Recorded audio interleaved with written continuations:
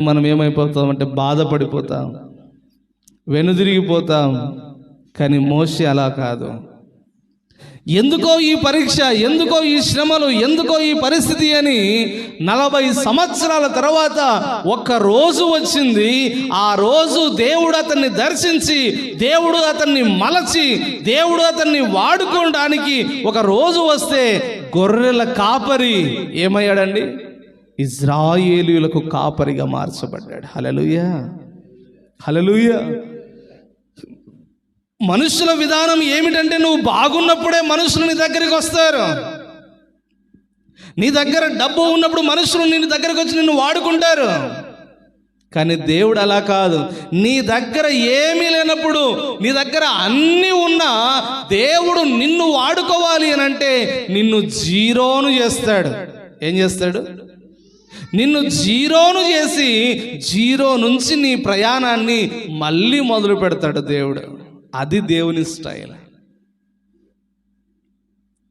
ఈ జీరోను చేస్తున్నప్పుడు నీకు ఎవరు విలువ ఇవ్వరు, నీకు ఎవరు మర్యాద ఇవ్వరు, నిన్ను ఎవరు గుర్తించరు, నిన్ను ఒంటరి వాణ్ణి చేస్తారు.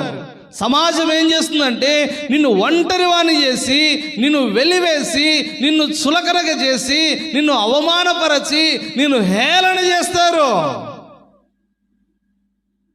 ఒకప్పుడు నిన్ను తల మీద పెట్టుకున్నారు, ఒకప్పుడు నిన్ను ఎన్నో రకాలుగా వాడుకున్నారు, ఒకప్పుడు నువ్వు అవసరమయ్యావు, నీ ద్వారా ఎన్నో పనులు జరిగింటాయి.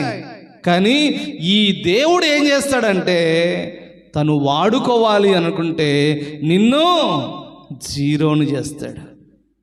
ఎవరైతే నిన్ను హెచ్చించారో, ఎవరైతే నిన్ను పొగిడారో, ఎవరైతే నిన్ను బలా అన్నారో, ఎవరైతే నిన్ను అధికముగా హెచ్చించి వారు ఏదైతే చేస్తారో వారి ద్వారానే దేవుడు ఏం చేస్తాడంటే నిన్ను జీరోను చేస్తారు. వారి ద్వారానే అవమానం, వారి ద్వారానే నిందలు, వారి ద్వారానే అయ్యో ఎన్నో రకమైనటువంటి పరిస్థితులు తీసుకుని వస్తాడు. అప్పుడు మనం ఏం చేస్తామంటే కృంగిపోతాం. అప్పుడు మనం ఏం చేస్తామంటే వేదన చెందుతాం. అప్పుడు మనం బాధపడతాం. ఇంతకాలము నేను నేను నేను అని అనుకొని మనం జీవించుంటాం. ఇప్పుడు దేవుడు ఏం చేస్తాడంటే నిన్ను నలుపుతున్నాడు.